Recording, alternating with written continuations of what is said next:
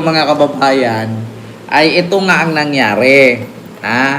Ang nangyari kay Chis Escudero, di ba, kung naalala ninyo, nagdrama na nga dun sa Senado. Nagbasa ng napakahabang litanya. Tapos nandadamay na ng mga congressman kasi bakit daw siya tumanggap, yung ibang tumanggap, hindi man iniimbestigahan. Problema lang, yung mga nakatanggap kasi iba, dineclared nila, ikaw kasi palihim ka. Tapos ngayon, sabi pa niya, bakit daw itong si dating House Speaker Martin Romualdez ay hindi kasali sa kinasuhan? Ito naman daw yung punot dulo ng kaguluhan. At si Romualdez nga daw ang nasa likod ng pagpa-impeach kay Sara. Yan ang sabi niya. Ngayon mga kababayan, ay ang sagot ni Romualdez sa kanya ay, sa presento ka na lang magpaliwanag. Sa presento ka na lang magpaliwanag. Eto na mga kababayan, tignan ninyo. Kawawa si Chis Escudero, mga kababayan. Pagkatapos ng kaliwa kanan yung problema, na-freeze ang pera. Siyempre, kung ako kay Hart ito, walayan ko na to. Bakit? Wala na pera. Diyos ko, kaya nga si Hart kahit may asawa na, pinatulan niya. Kasi bakit? May pera, practical. Ano pang pipirain mo na freeze na? Hindi naman po pwede si Hart na lang bibili ng ulam palagi. Hindi naman po pwede na si Hart na laging maggagasolina ng sasakyan, pati magpasahod ng kanyang mga magpasahod ng kanyang mga bodyguards. Hindi po pwedeng ganon. Nako, eto na, mawalan. Nako, maposible nga mawalan ng jowa ito. Ito mga kababayan, tapos ipapatawag pa sa Comelec. Nako po, good luck na lang. Ito po. Crispy Burger! Crispy sarap! Resto style burger at home. Lang mga kababayan. 1 hanggang 6 na taong pagkakakulong o Patay! Nako, bungad pa lang. 1 hanggang 6 na taong pagkakakulong. Nako po, ulitin ko si Corina po ito Si Corina. Si Chis Escudero. 1 hanggang 6 na taon pagkakulong.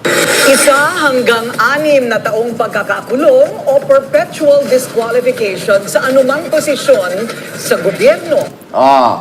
Diyos mio Marimar, 1 hanggang 6 na taon ang pagkakakulong at matatanggal pa. Nako, daig mo pa'y napa-impeach nito Daig pa'y na-impeach kay Chis Escudero. Matanggal na, hindi pa pwedeng tumakbo sa anumang posisyon. Nako pa. Okay, ulitin ko Nako, patong-patong ang kamalasan.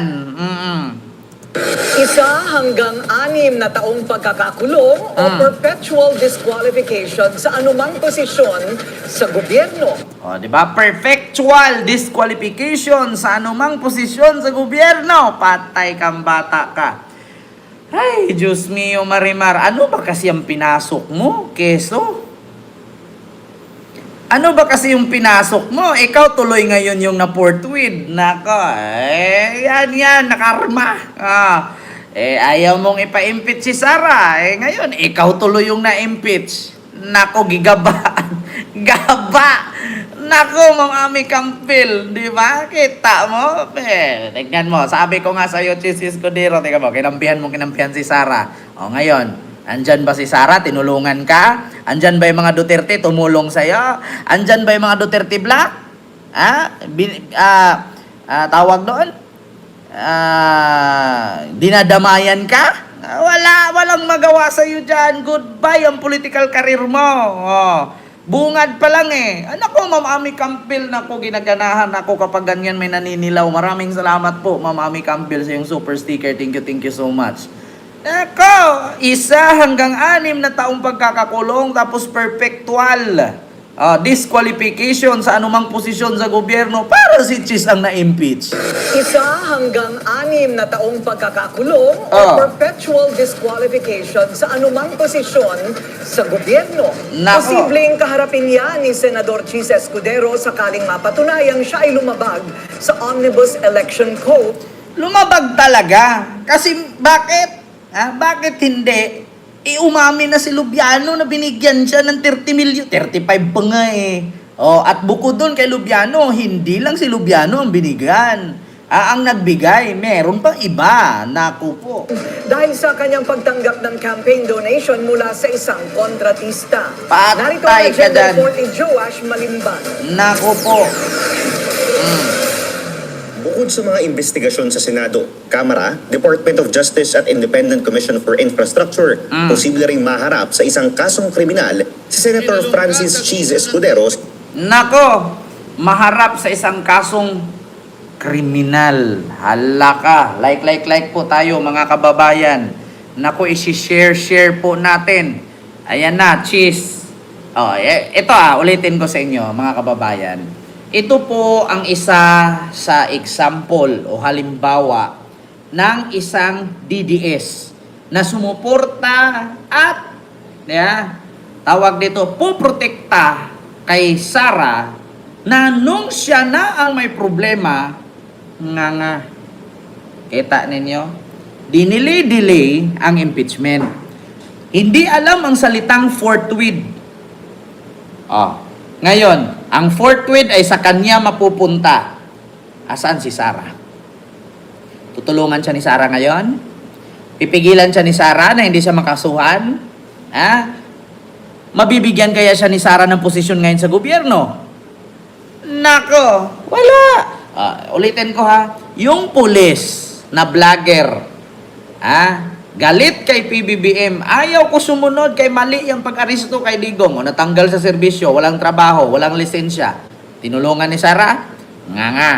Yung mga OFW, doon sa Qatar nagwilga-wilga, nakulong. Na-deport. Tinulungan ni Sara? Ngayon, si Cheese Escudero, malaking manok na yan. Malaking manok na yan. Makakatulong kaya si Sara dyan? Nagtatanong lang. Commission on Elections. Sa pinakahuling update kasi ng investigasyon ng poll body, sinabi ni COMELEC Chairman George Garcia na tapos na ang pagdinig kay Lawrence Lubiano.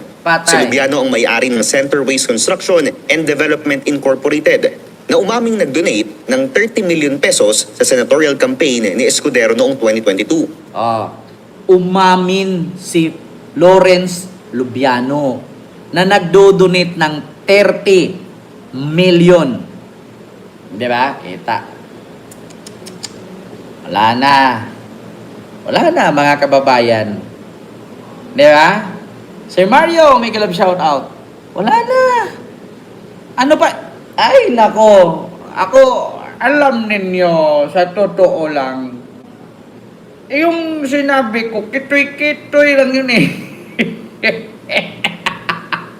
Alam niyo, minsan dito ko talaga masabi na ultimo politiko na supporter ni Digong bobo. Diba? The end is near. The year is end. Today in COMELEC, you receive 30 M from Lubiano. Your wife wants divorce because her money, you can join it and more, much more than this. I did it my way. Kinarma! Ang bilis ng karma mga kababayan. Kaya nga sabi ni tawag nito Romualdez, so presento ka na, magpaliwanag boy. Maskin, anong posisyon sa gobyerno, maskin street sweeper, di ka tatanggapin. Bumaliktad yung impeachment ni Sara na pupunta sa'yo. Ayon kay Chairman Garcia, susulat na sila kay Escudero para pagpaliwanagin sa kanyang naging pagtanggap ng donasyon. Nako, susulat na daw sila kay Escudero. Nako. Pero alam niyo, sa totoo lang mga kababayan, mas inuna ni Chess si Jesus Palsis na ipadisbar eh.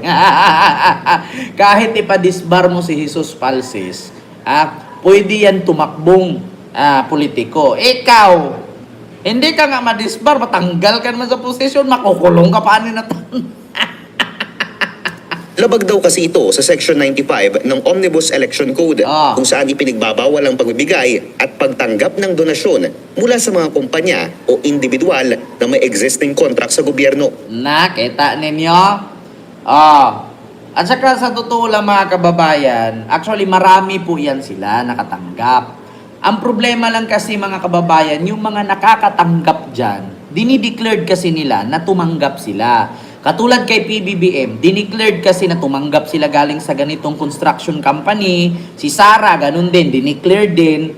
Oh, so walang problema. Ang problema itong kay Cheese, dineclared ba niya?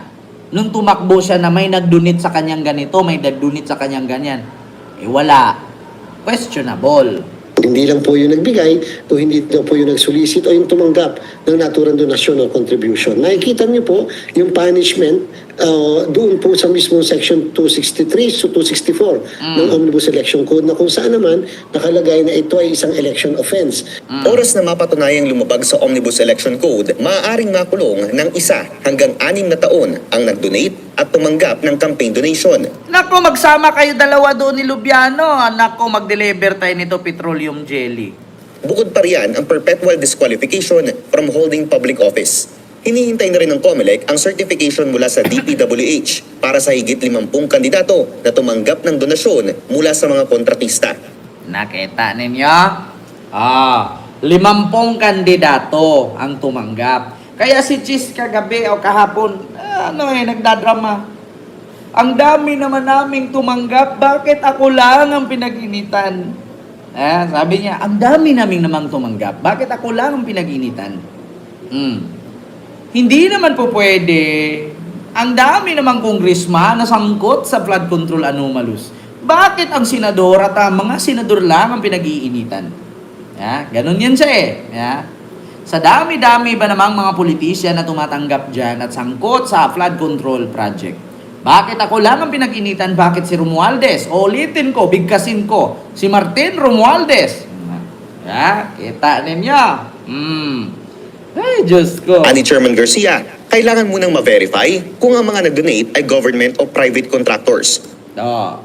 Si Sara din, tumanggap din yan doon sa may Genesis 88 ba yun? Ma'am Ilocana D.I.N. Poland, maraming salamat po dyan, ma'am, sa yung super palipad. Thank you so much po. Hindi ba? Nako, Diyos mio, Marimar. Ito na nga ang sinasabi ko Ay, nako, Keso. Patong-patong ang problema ni Keso. Dawit, na-freeze ang pera, nakasuhan ni PBBM. Wala nga daw sinasanto si PBBM, kasali siya doon. Tapos, ipapatawag pa ng COMELEC. Tapos, pag napatunayan, makukulong ng 1 hanggang 6 na taon, sila dalawa ni Lubiano. Ay, naku, good luck na lang mga kababayan. Parang ang hirap. Ikaw na nga yung tumulong, ikaw pa yung nakulong. Pera mo pa inabot mo, kukulong ka pa, dapat hindi ka nalang tumulong, di ba? Ipinera mo na lang yon. Hindi ka pa makukulong. Nako po, mga kababayan. Ay, Diyos ko. Speaking of makukulong, mga kababayan, eto na. Balita po ito ng Bilyonaryo News, itong kay Escudero. Ito namang